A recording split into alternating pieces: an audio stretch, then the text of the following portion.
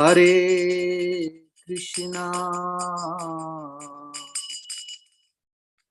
Hare Krishna, Krishna Krishna, Hare Hare, Hare Rama, Hare Rama, Rama Rama, Hare Hare, Hare Krishna, Hare Krishna, Krishna Krishna, Hare Hare,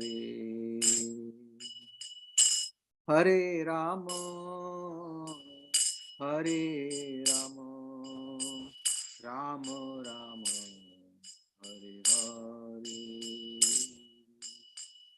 Hare Krishna, Hare Krishna, Krishna Krishna, Hare Hare, Hare Rama, Hare Rama, Rama Rama, Hare Hare,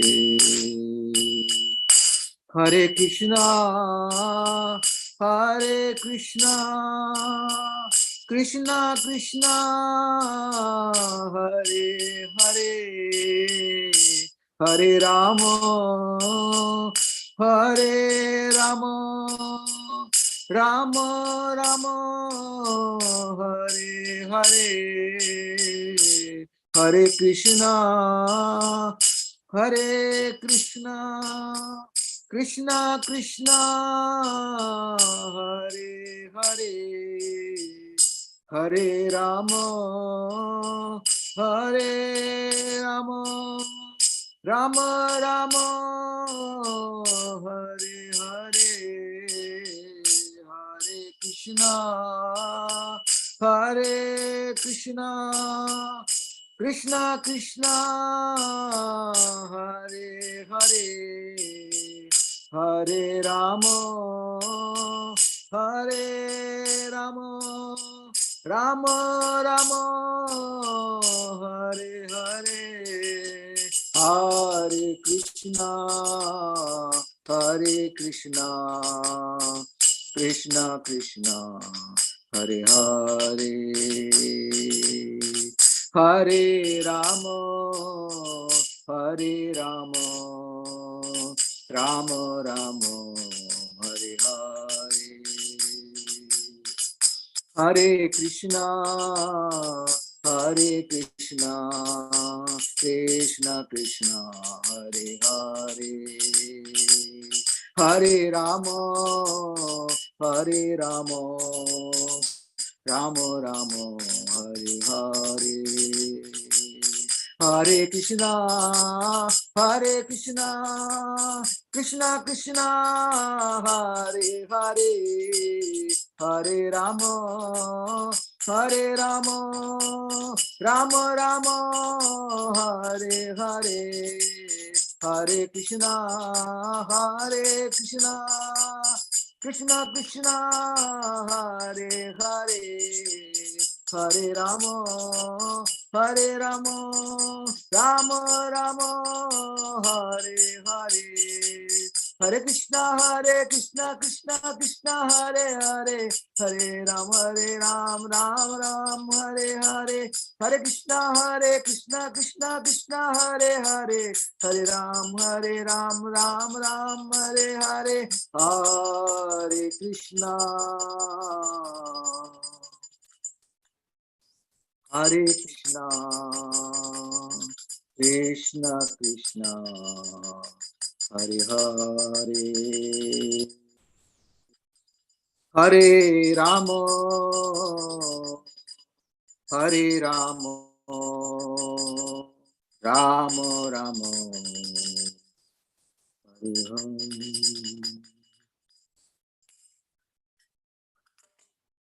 Jai Om Vishnupad Paramahansa Parivicharya Astotar Sashishma Divine Grace A.C. Bhakti Vedanta Swami Srila Prabhupada ki Jai. Jai Om Vishnupad Paramhans Parikacharya Astotara Shishamadam. His Divine Grace Bhakti Siddhanta Saraswati Goswami Maharaj Prabhupada ki jai. Ananta Koti Vaishnavind ki jai. Namacharya Haridas Thakur ki jai. प्रेम से कहो श्री कृष्ण चैतन्य प्रभु नित्यानंद श्री अद्वैत गदाधर श्रीवास आदि गौर भक्तवृंद की जय। श्री श्री राधा कृष्ण गोप गोपीनाथ श्याम कुंड राधा कुंड गिरि गोवर्धन की जय।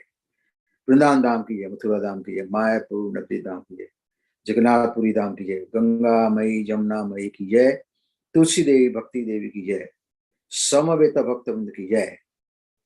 All glories to assembled devotees, Hare Krishna. All glories to the assembled devotees, Hare Krishna. All glories to the assembled devotees. All glories to Shri Guru and Guru. Jai, Jai, Jai. Thank you so much, Mahesh Pandit Prabhu, and welcome everyone for Srimad Bhagavatam class with His Holiness Jayadvaita Swami and friends. It is Wednesday, August 23rd, 2023. We are reading in the third canto of Srimad Bhagavatam, chapter 22, the marriage of Kardama Muni and Devahuti. And tonight we're picking up with text number 14. Surabhi Kunj Mataji has volunteered to monitor the chat window tonight, so that'll be very, very helpful. And so we're looking forward to hearing everyone's realizations, readings, etc. And we're so glad you could be with us again, Maharaj. Thank you so much. And thanks to everyone. Hare Krishna. Hare Krishna. Thank you. So I think my note says text number 15. Let's see. We didn't yet read 14, so that's as far as we got last time. Oh, okay. All right, good. So we'll start with text number 14. Srimad Bhagavatam, Canto 3, Chapter 22, Text 14. Aham tva shunavan vidvan vivahartham samudatam atasvam apukurvana pratam pratigruhana me. Translation. Swayambhu Manu continued, O wise man, I heard that you were prepared to marry. Please accept her hand, which is being offered to you by me, since you have not taken a vow of perpetual celibacy. Purport. The principle of brahmacharya is celibacy. There are two kinds of brahmacharis. One is called naistika brahmachari, which means one who takes a vow of celibacy for his whole life. Whereas the other, the upakuvan brahmachari, is a brahmachari who takes a vow of celibacy up to a certain age. For example, he may take the vow to remain celibate up to the 25 years of age. Then, with the permission of his spiritual master, he enters married life. Brahmacharya is a student life and beginning of life in the spiritual order. And the principle of brahmacharya is celibacy. Only a householder can indulge in sense gratification for sex life, not a brahmachari. Swayambhu Manu requested Kardama Muni to accept his daughter, since Kardama Muni had not taken the vow of naistika brahmacharya.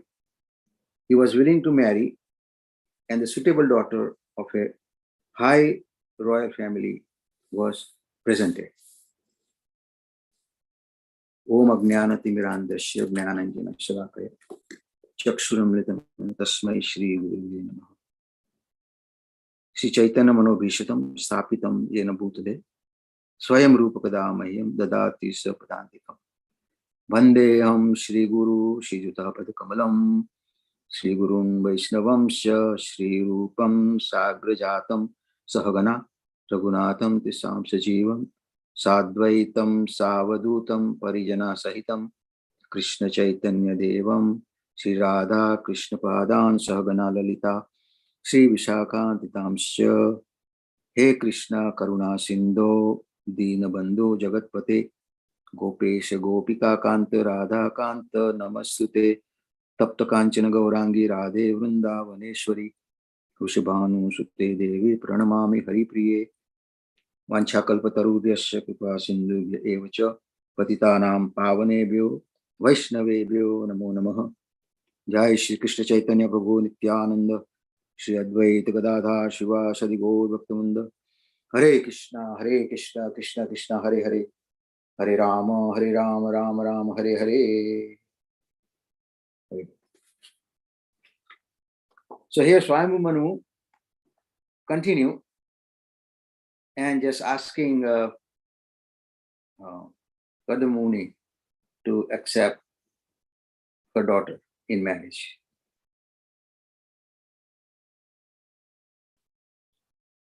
Okay, we'll go to text 15. Rushi uvacha badam udvado kamo ham aprattacha tavatmaja avur anupo avasodhyo vaivahiko vidhi. The great sage replied, certainly, I have a desire to marry, and your daughter has not yet married or given her word to anyone. Therefore, our marriage according to the Vedic system can take place. Purport. There are many considerations by Kardama Muni before accepting the daughter of Swayambhu Manu. Most important is that Devahuti had first of all fixed her mind on marrying him. She did not choose to have any other man as her husband. That is a great consideration because female psychology dictates that when a woman offers her heart to a man for the first time, it is very difficult for her to take it back. Also, she had not married before. She was a virgin girl. All this consideration convinced Kadamuni to accept her. Therefore, he said, yes, I shall accept your daughter under religious regulations of marriage. There are different kinds of marriages, of which the first-class marriage is held by inviting a suitable bridegroom for the daughter and giving her in charity, well-dressed and well-decorated with ornaments, along with the dowry according to the means of the father. There are other kinds of marriage, such as Gandharva marriage and marriage by love, which are also accepted as marriage, even if one is forcibly kidnapped and later on accepted as a wife. That is also accepted. But Kadamba Muni accepted the first class way of marriage because the father was willing and the daughter was qualified. She had never offered her heart to anyone else. All these considerations made Kadamba Muni agree to accept the daughter of Swayambhu Manu. So finally, Kadamba Muni replied, yes, I will marry your daughter. And as we read in the purport, so many considerations was there. He just didn't say yes, but he considered all these points that we read about. So if anybody else wants to read something, please. Panchatattva Prabhu, you can go ahead on next one, number 16. Hare Krishna Prabhu, there's a comment in the chat box from Sure. Okay. Ekendra Prabhu. It says, one may wonder how it was that Manu had heard that Kardama was prepared to marry. Yeah, I can give an answer. When he met Vishnu, Vishnu gave him a hint that 3 days from now, I don't know, he said, king will come or somebody will come and with the daughter to marry her to you. So he got it. He got some idea here. He knew about it. He was asking how Manu knew. Manu knew that Kardama wanted to marry.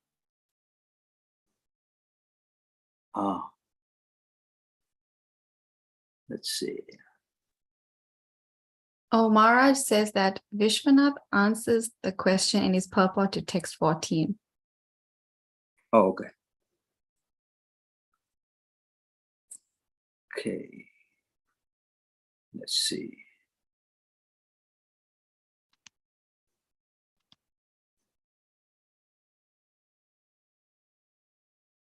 Ekendra Prabhu comments, how did you know the desire in my mind?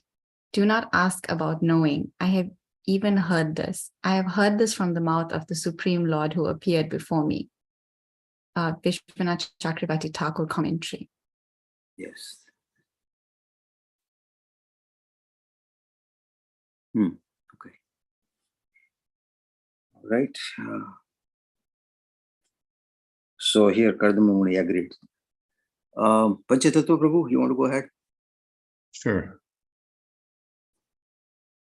I just wanted to comment that this female psychology described by Srila Prabhupada is not very well known nowadays.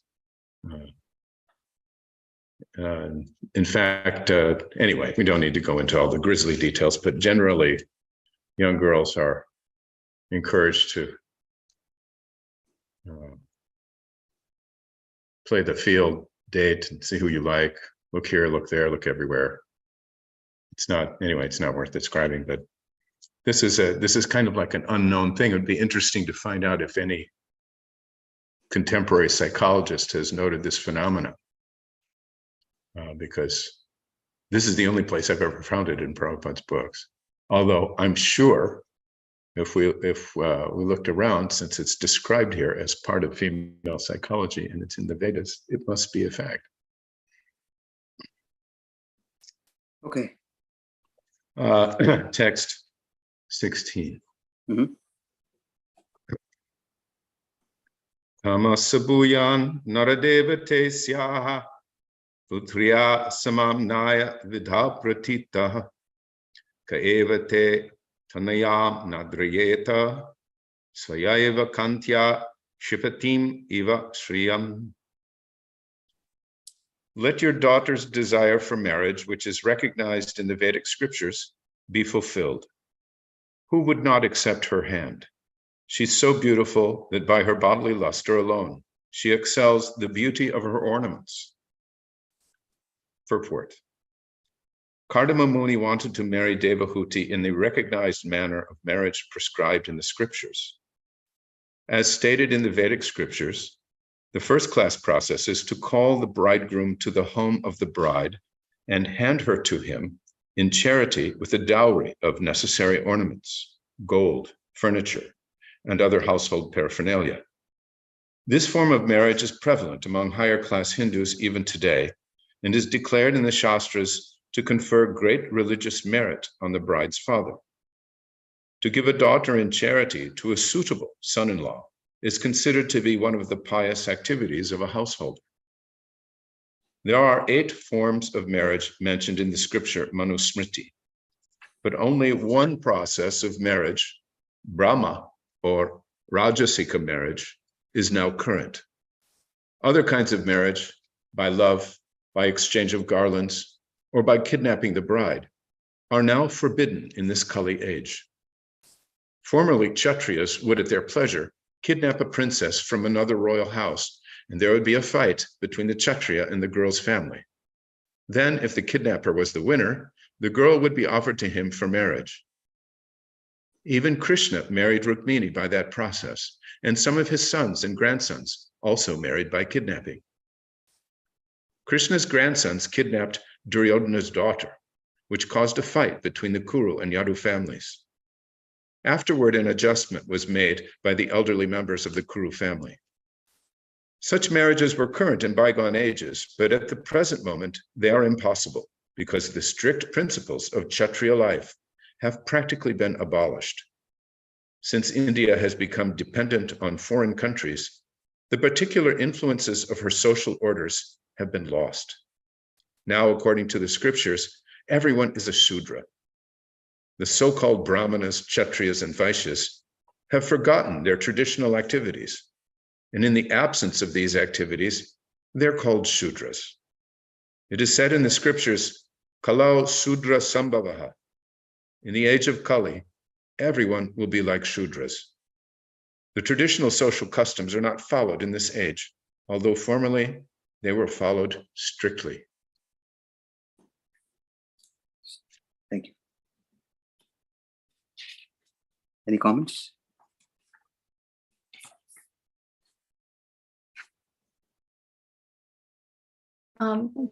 Maharaj said in relation to the previous verse about how like women fixing their heart on one person, Maharaj said it's mentioned in regard to Bhishma too, in relation to Amba. Right. Mhm.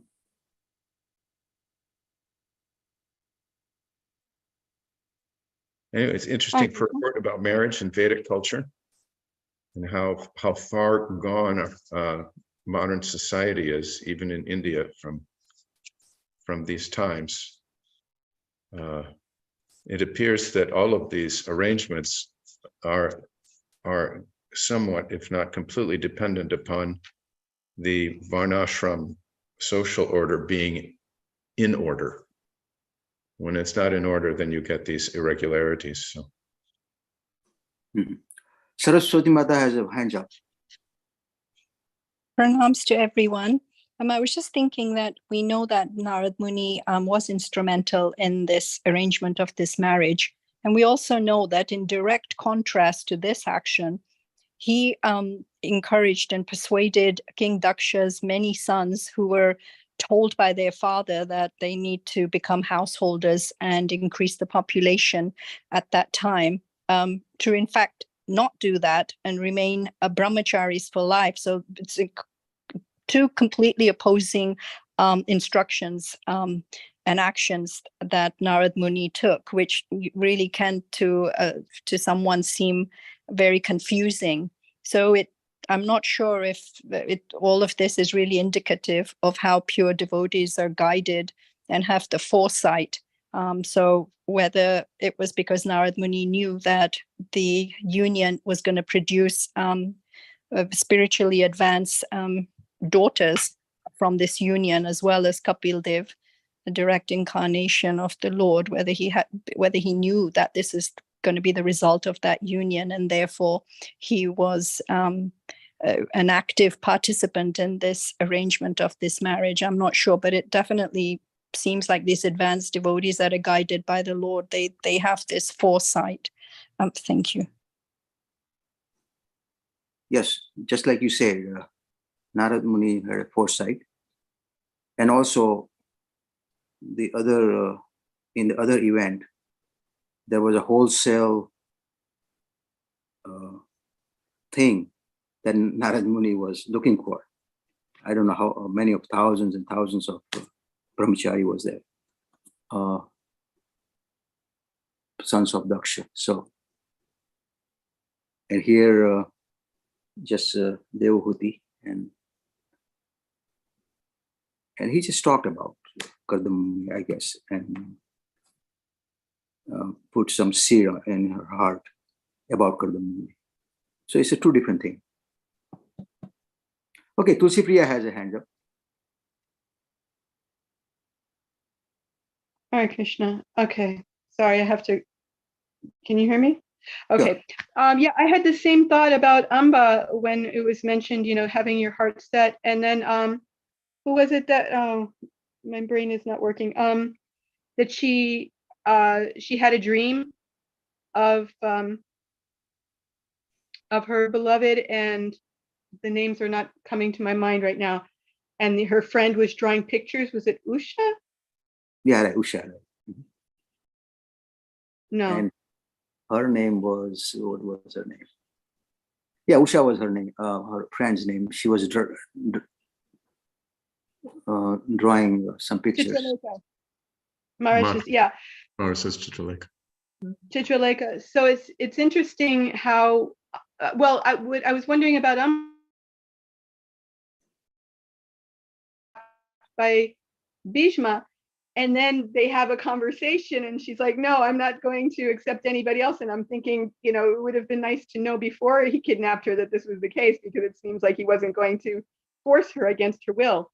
But I don't remember exactly what happened, that he wasn't going to force her because she just refused to marry anyone but her beloved, but then her beloved wouldn't accept her. So she was basically out of luck all around, and suffered the consequences, and then made others suffer as a result of her anger. But I always thought it was interesting with Chitralekha that she had a dream, and that that was like the first male that she ever came in contact with, right, other than her father, and it was only a dream, and yet she was sure he's the one, and it just seems that to have that kind of purity. Oh, the dream was okay. So, but to have that kind of purity and protection, that the first person, the first male that you see, that that is eligible to be your husband, that's it, And I think it used to be more like that you were kept so protected because the attraction is so potent, and I mean, without getting too explicit, it seems that when people are very protected and their energies aren't, scattered about like Panchatattva Prabhu was saying, playing the field and this, that, then your sexuality is also very potent. And so when you do become attracted, it's firm. Whereas nowadays, if you're scattered everywhere and, oh, I like this boy, I like that boy, this, that, then your sexuality is also very diffused, and it's not going to be strongly attached to any one person, which means that whatever relationships you do form are not going to be very strong. Okay, thank you. Let's see. This.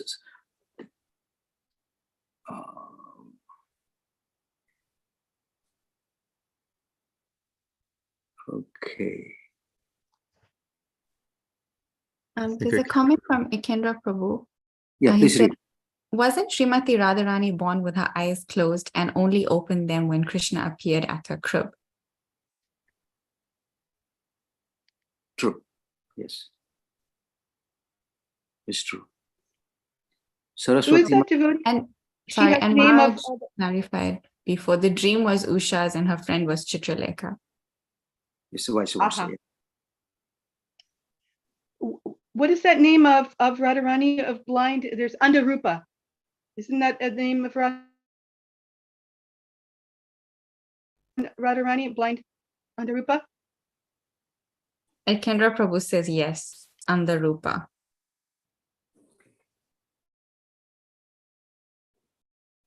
So I would like Suridvi Mataji to read next verse, please.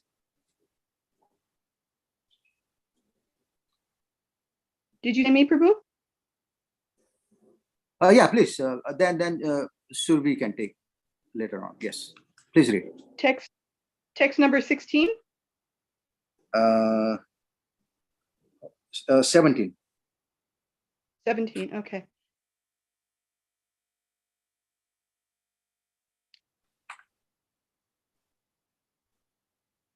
Yam harmya prishte kvanat angrishobham vikridatim kanduka vivalakshtim vishvas basur nyapatat swad bimanad vilokya samoha vimudhachetaha.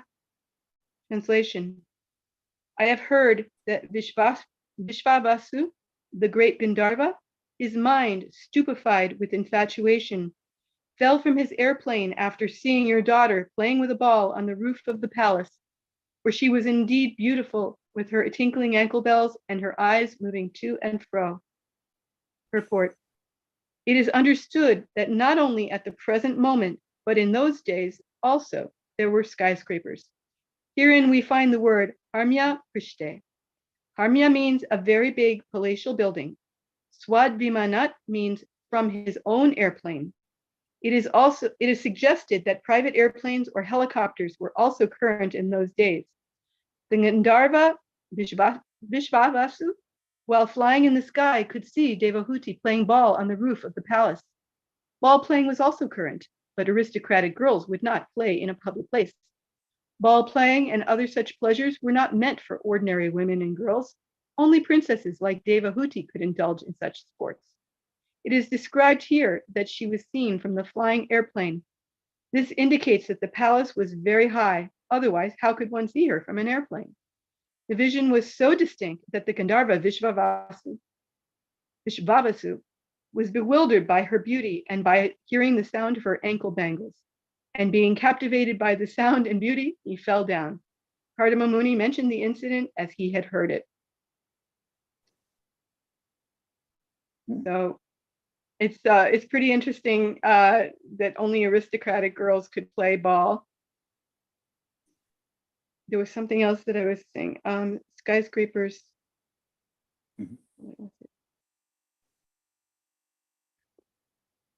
It's interesting that he saw her, but she didn't see him. I guess she. That's right.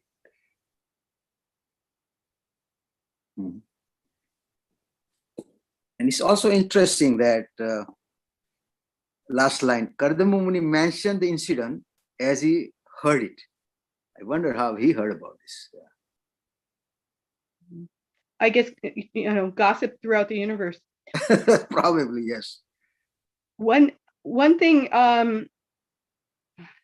that struck me was sorry, things are not staying in my head right now. I get a thought and it disappears immediately. Oh, this is a foreshadowing in one sense. When he says, talks about a very big palatial building, it made me think instantly that he's going to manifest a very big palatial building. So it's kind of a foreshadowing of what's to come. Another big palatial building for her to enjoy in.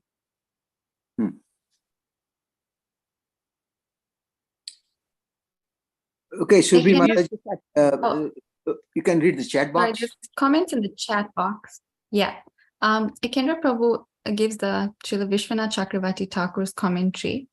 Having described her unequaled beauty and good qualities, he describes her natural power by the ornament of Vyatireka.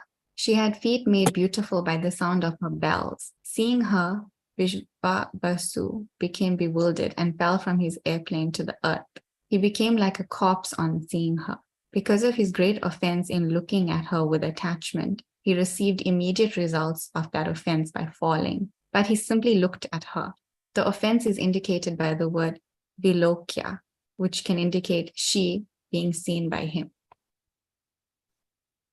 And Saraswati Mataji says, seems Vishvavasu had superior senses if he can hear the ankle bangles while flying in a plane. Or the plane must be very quiet. Okay, now let's go to the next one. Subhi Mataji, please. Okay. Tam prartayantim lalana lalamam ashevita shicharanir adrishtam vatsamanor uchapadasvasaram konanu manyata buddho piyatam. What wise man would not welcome her, the very ornament of womanhood, the beloved daughter of Swayambhuva Manu and sister of Uttanapad? Those who have not worshipped the gracious feet of the goddess of fortune cannot even perceive her, yet she has come of her own accord to seek my hand. Purport. Kardama Muni praised the beauty and qualification of Devahuti in different ways. Devahuti was actually the ornament of all ornamented beautiful girls. A girl becomes beautiful by putting ornaments on her body, but Devahuti was more beautiful than the ornaments. She was considered the ornament of the ornamented beautiful girls. Demigods and Gandharvas were attracted by her beauty. Kardama Muni, although a great sage, was not a denizen of the heavenly planets, but it is mentioned in the previous verse that Vishvavasu, who came from heaven, was also attracted by the beauty of Devahuti. Besides her personal beauty, she was the daughter of Emperor Swayambhuva and sister of King Uttanapad. Who could refuse the hand of such a girl?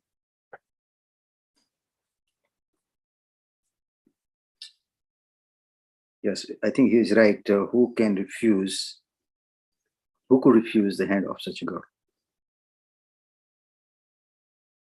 Tulsi Priya, Mataji. Hi, Krishna. I thought I'd lowered my hand, but I do have another comment. I was just wondering in the previous, sorry, in the previous, I have to take this call. I'm so sorry. Go ahead.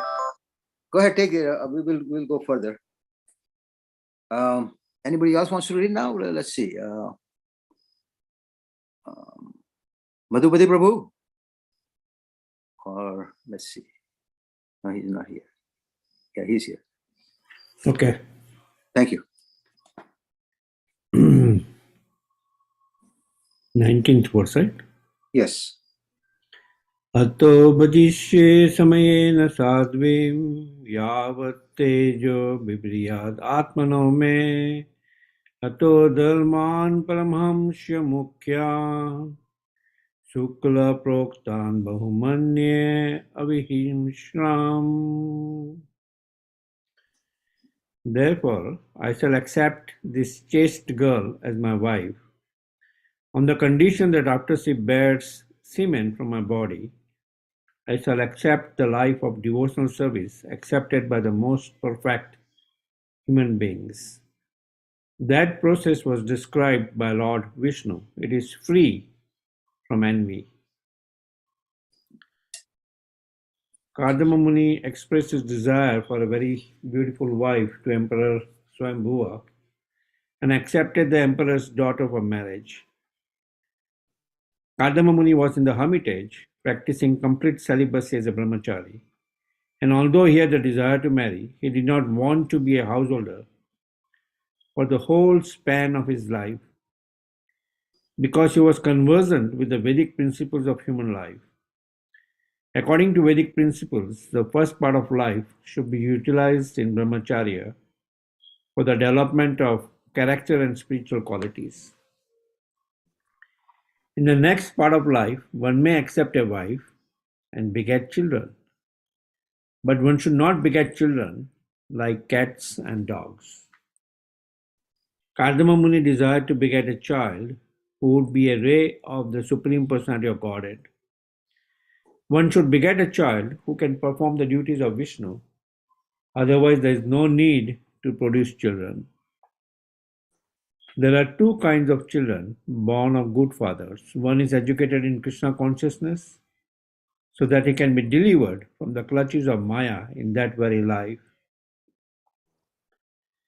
And the other is a ray of the Supreme Personality of Godhead and teaches the world the ultimate goal of life. As will be described in later chapters, Kardama Muni begot such a child, Kapila, the incarnation of the Personality of Godhead, who enunciated the philosophy of Sankhya. Great householders pray to God to send his representative so that there may be an auspicious movement in human society. This is one reason to beget a child.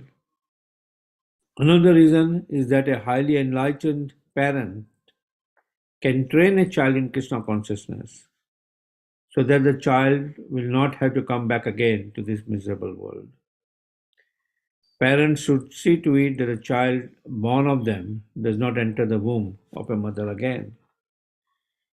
Unless one can train a child for liberation in that life, there is no need to marry or produce children. If human society produces children like cats and dogs for the disturbance of social order, then the world becomes hellish as it has in this age of Kali. In this age, neither parents nor their children are trained. Both are animalistic and simply eat, sleep, mate, defend, and gratify their senses. This disorder in social life cannot bring peace to human society. Kardama Muni explains beforehand that he would not associate with the girl Devavati for the whole duration of his life. He would simply associate with her until she had a child. In other words, sex life should be utilized only to produce a nice child, not for any other purpose. Human life is especially meant for complete devotion to the service of the Lord. That is the philosophy of Lord Chaitanya. After fulfilling his responsibility to produce a nice child, one should take sannyas and engage in the perfectional Paramahansa stage.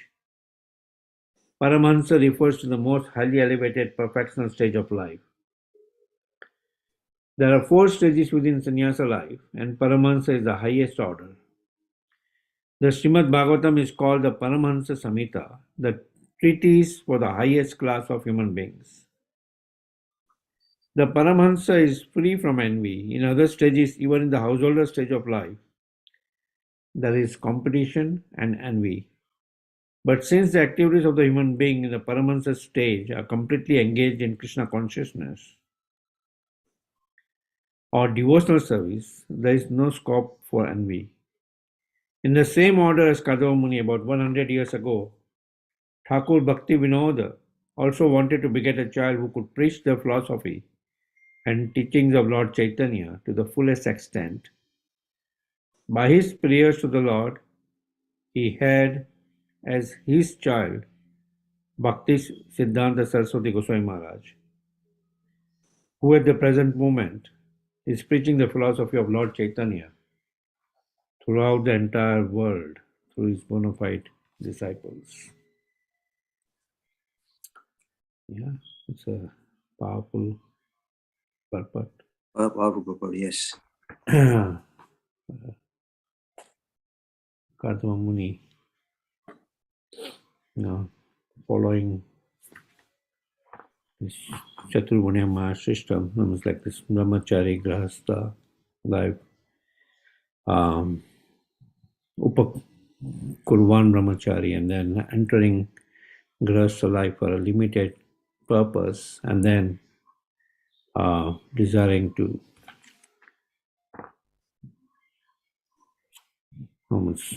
dedicate his life in devotional service of the Supreme Lord. Sri Prabhupada mentions this in like his purport very nicely about the Paramahansa stage of sannyasa life. Yeah.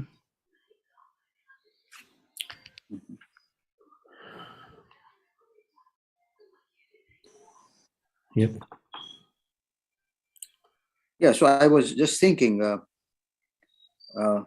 same thing happened with Bhakti Siddhanta Saraswati Goswami Maharaj. Bhakti Vinod Thakur. Vinod Thakur prayed for a nice child, and then Bhakti Siddhanta Saraswati Goswami appeared. And here we are taking advantage of his hard work and also Prabhupada's hard work.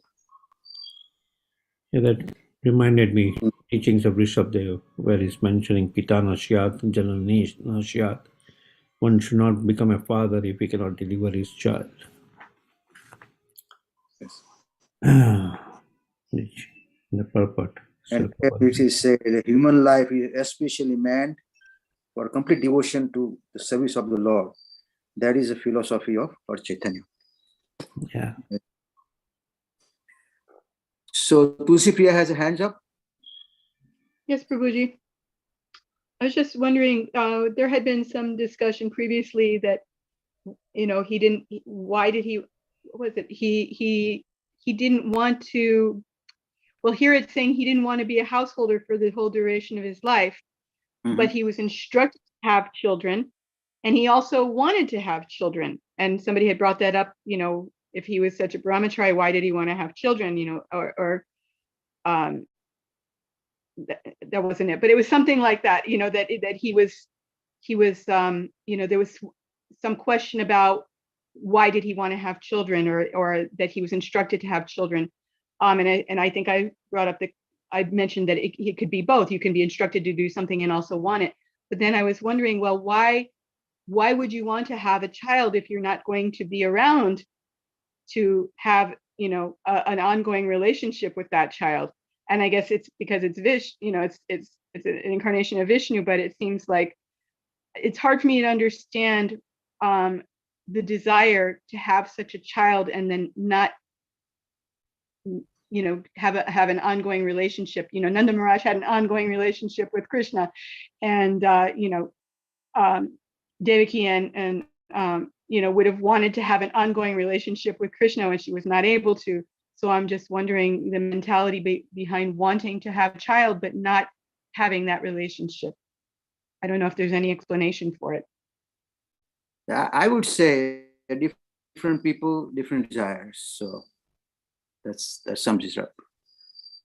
Panchatattva Prabhu, you have a hands up. Yes, thank you. Well, of course, when I was reading this purport, Srila Prabhupada immediately came to mind, and his father, Gaur Mohan De.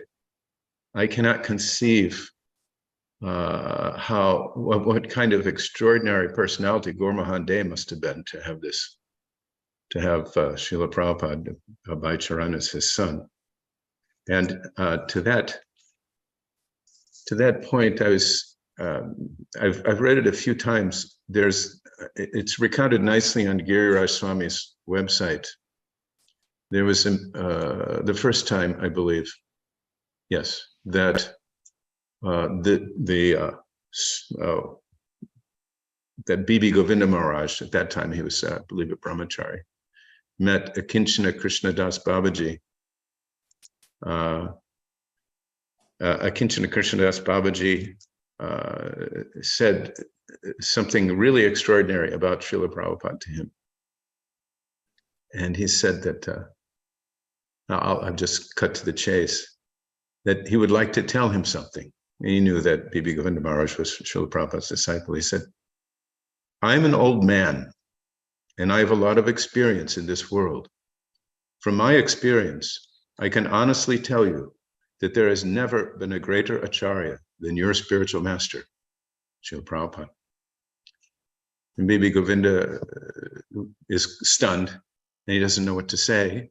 He recognizes that Akinchana Krishna Das Babaji is a disciple of Bhaktisiddhanta Saraswati Thakur.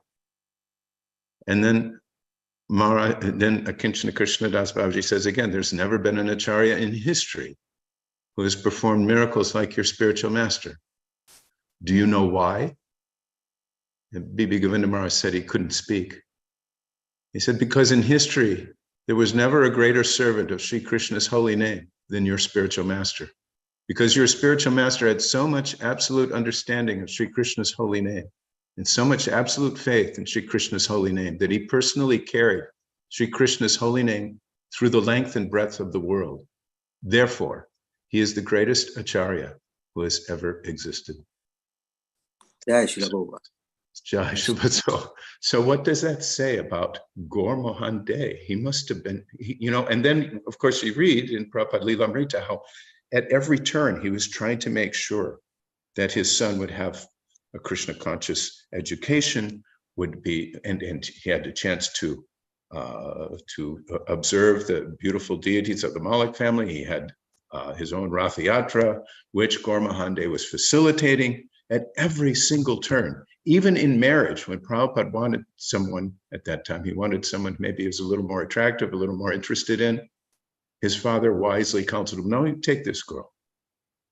So at every point, just what a wonderful Vaishnava, what a wonderful devotee. So he gets my vote. All right. And chat box, Maharaj says he was a sage. Yes, that's true. That's somebody's answer. Okay, who has their hands up? Tulsi Priya Mataji? Well, what Panchatattva Prabhu is making me think is that how important it is to be the servant and the facilitator. Prabhupada was the greatest acharya, but Gaur Mohan Prabhu was the facilitator. He's the one who supported Prabhupada in his childhood, and his mother was, doing all the motherly duties, and they're not considered acharyas, and they're not powerful people, but their service was so important, and I've had a habit, when I was more involved in college preaching, a lot of times young people would, lament and complain, oh, I'm trying to preach Krishna consciousness to my parents and they don't want to listen. And I said, they've done their service already. They raised you to adulthood and now you have to become a pure devotee. They have done their service, And of course, it's nice if they want to become devotees and chant Hare Krishna, but in one sense, you cannot really minimize the service that they've done by bringing up a person who wants to be a devotee.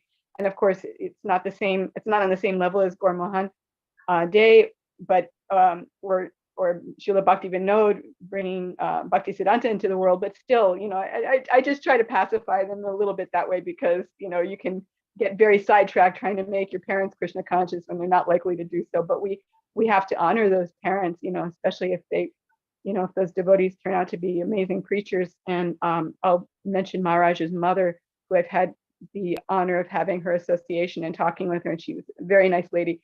And whatever she did to bring her son into the world, she did a great job, and we all appreciate her. Yeah, you made your point. Yes. Okay, Panchatattva Prabhu, hands up. This is my wife, Yavanananda. Well, I was thinking about, usually we hear of so many disorders. We hear mental disorders, eating disorders, but I find it interesting where here Srila Prabhupada mentioned about eating, sleeping, mating, and defending, and sense gratification is a disorder. So I guess we all have disorders. So I just wanted to mention that. I thought it was interesting. Thank you. I would like Mukesh Prabhu. Go ahead, next one. We have 10 minutes. Number 20.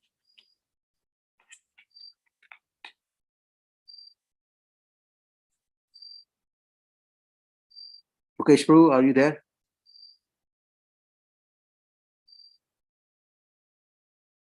Okay. All right, in that case, Surabhi Mataji, please.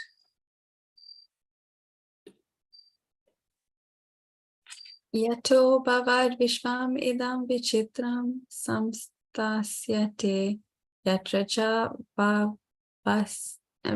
bhatistate prajapatinam patir eshamayam param pramanam Bhagavan Ananta. The highest authority for me is the unlimited Supreme Personality of Godhead, from whom this wonderful creation emanates and in whom its sustenance and dissolution rest. He is the origin of all Prajapatis, the personalities meant to produce living entities in this world. Purport. Kardama Muni was ordered by his father, Prajapati, to produce children. In the beginning of creation, the Prajapatis were meant to produce the large population which was to reside in the planets of the gigantic universe. But Kardama Muni said that although his father was Prajapati, who desired him to produce children, actually his origin was the Supreme Personality of Godhead, Vishnu, because Vishnu is the origin of everything. He is the actual creator of this universe. He is the actual maintainer. And when everything is annihilated, it rests in him only. That is the conclusion of Srimad Bhagavatam. For creation, maintenance, and annihilation, they are the three deities, Brahma, Vishnu, and Maheshwara, Shiva. But Brahma and Maheshwara are qualitative expansions of Vishnu. Vishnu is the central figure. Therefore, he takes charge of maintenance. No one can maintain the whole creation but him. They are innumerable entities and they have innumerable demands. No one but Vishnu can fulfill the innumerable demands of all the innumerable living entities. Brahma is ordered to create and Shiva is ordered to annihilate. The middle function, maintenance, is taken charge of by Vishnu. Kardama Muni knew very well, by his power in progressive spiritual life, that Vishnu, the personality of Godhead, was his worshipable deity. Whatever Vishnu desired was his duty and nothing else. He was not prepared to beget a number of children. He would beget only one child who would help the mission of Vishnu. As stated in Bhagavad Gita, whenever there is a discrepancy in the discharge of religious principles, the Lord descends to the surface of the earth to protect religious principles and to annihilate the miscreants. Marrying and begetting a child is considered to liquidate one's debt to the family in which one is born. There are many debts which are imposed upon a child just after his birth. There are debts to the family in which one is born, debts to the demigods, debts to the pitas, debts to the rishis, etc. But if someone engages only in the service of the Supreme Lord, the personality of Godhead, who is actually worshipable, Then even without trying to liquidate other debts, one becomes free from all obligations. Kardama Muni preferred to devote his life as a servant of the Lord in Paramahamsa knowledge and to beget a child only for that purpose, not to beget numberless children to fill up the vacancies in the universe. Thank you.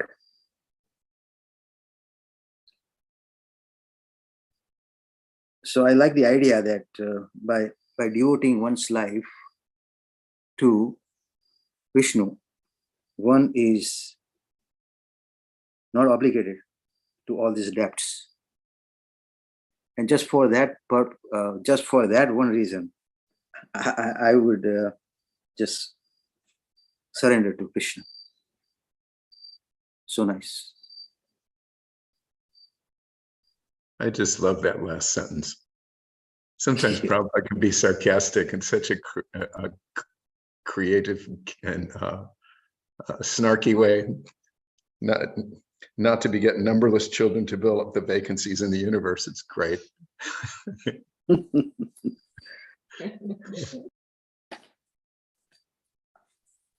Hare Krishna. Sure, please. I was just thinking that Kardama Muni, he really sets a wonderful example. He starts off, he's perfect brahmachari, and then, okay, I have to get married, I have to have children, and he accepts this wife, and then he goes all out to create a wonderful situation for her, and gives her 10 kids, and then it's like, okay, I've done what I was told to do, I did it full on with total commitment to the best of my ability, and now I am going back to my original situation and devote myself to the service of the Lord. Of course, everything was in the service of the Lord, but it seems like this is a really good example for all of us that, you know, whatever our duties are in that moment, we should do them with full commitment, but we don't get attached, you know? It's like the real business is to serve Krishna, and if that involves having children or doing whatever, but, you know, not to be half-baked about it and do it nicely, and then always keep in mind what our actual service is and you know, commit to that wholeheartedly also. Yeah, very well said. I guess he knew how not to get stuck. So Yeah. Anything chat box? Let's see.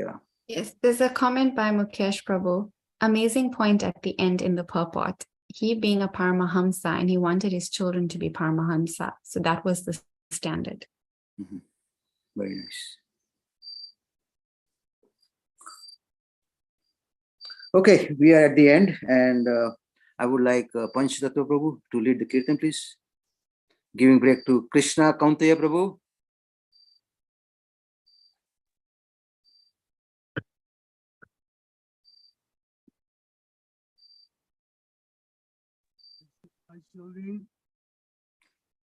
Yeah, Panchatattva Prabhu is leading. Okay, that's fine. Do you want to lead Krishna Kaunteya Prabhu? Okay.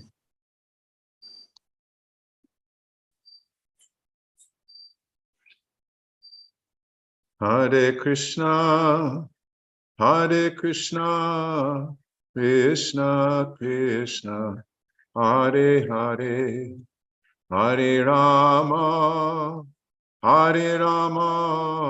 Rama Rama, Hare Hare, Hare Krishna, Krishna Krishna, Hare Hare, Hare Rama, Rama Rama, Hare Hare, Hare Krishna, Krishna Krishna, Hare Hare, Hare Rama, Rama Rama, Hare Hare, Hare Krishna, Krishna Krishna, Hare Hare, Hare Rama, Rama Rama, Hare Hare, Hare Krishna, Krishna Krishna, Hare Hare, Hare Rama, Hare Rama, Rama Rama, Hare Hare, Hare Krishna, Krishna Krishna, Hare Hare, Hare Rama, Rama Rama, Hare Hare, Hare Krishna, Krishna Krishna, Hare Hare, Hare Rama, Rama Rama, Hare Hare, Hare Krishna, Krishna Krishna, Hare Hare, Hare Rama, Rama Rama, Hare Hare, Hare Krishna, Krishna Krishna, Hare Hare, Hare Rama, Rama Rama, Hare Hare, Hare Krishna, Krishna Krishna, Hare Hare, Hare Rama, Rama Rama, Hare Hare, Hare Krishna, Krishna Krishna, Hare Hare, Hare Rama, Rama Rama, Hare Hare, Hare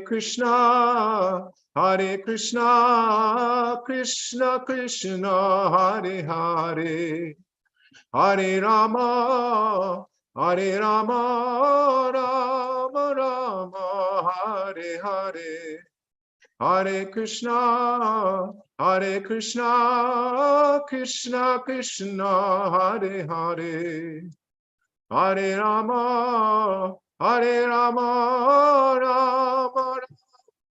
Hare Hare, Hare Krishna, Krishna Krishna, Hare Hare, Hare Rama, Rama Rama, Hare Hare, Hare Krishna, Krishna Krishna, Hare Hare, Hare Rama, Rama Rama, Hare Hare. Jayom Vishnupad Paramahamsa Privrajacharya Astottara Satta Shri Srimad His Divine Grace Srila A.C. Bhaktivedanta Swami Prabhupada Ki Jai. Jayom Vishnupad Paramahamsa Privrajacharya Astottara Satta Shri Srimad His Divine Grace Srila Bhakti Siddhanta Saraswati Thakur Maharaj Ki Jai. Ananta Koti Vaishnava Brinda Ki Jai. Namacharya Srila Haridas Thakur Ki Jai. Prem se kaho Sri Krishna Chaitanya Prabhu Nityananda Sri Advaita Gadadhar Shivas Adigaura Bhakta Vrinda Ki Jai. Sri Sri Radha Krishna Gopa Gopinath Shyamakund Radhakund Girgovardhan Ki Jai. Vrindavan Dham Ki Jai. Navadvip Mayapur Dham Ki Jai. Jagannath Puri Dham Ki Jai. Ganga Mayi Ki Jai. Jamuna Mayi Ki Jai. Tulasi Devi Ki Jai. Bhakti Devi Ki Jai. Samaveta Bhakta Vrinda Ki Jai. All glories to the assembled devotees. All glories to the assembled devotees. All glories to the assembled devotees. Gaura Premanande. Hare Hare.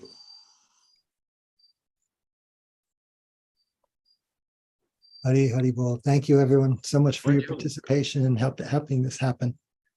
Srimad Bhagavatam ki jai. Srila Prabhupada ki jai. Jayadvaita Maharaj ki jai. Jai. Samaveta Bhakta Vrinda Ki Jai. Jai. Gaur Premalande. Hare Hare. Haribol. Thank you, Maharaj. Thank you, Maharaj. Thank you, Maharaj. I'm feeling separation from your voice, Gurudev. Me too. Hare Krishna. Thank you very much.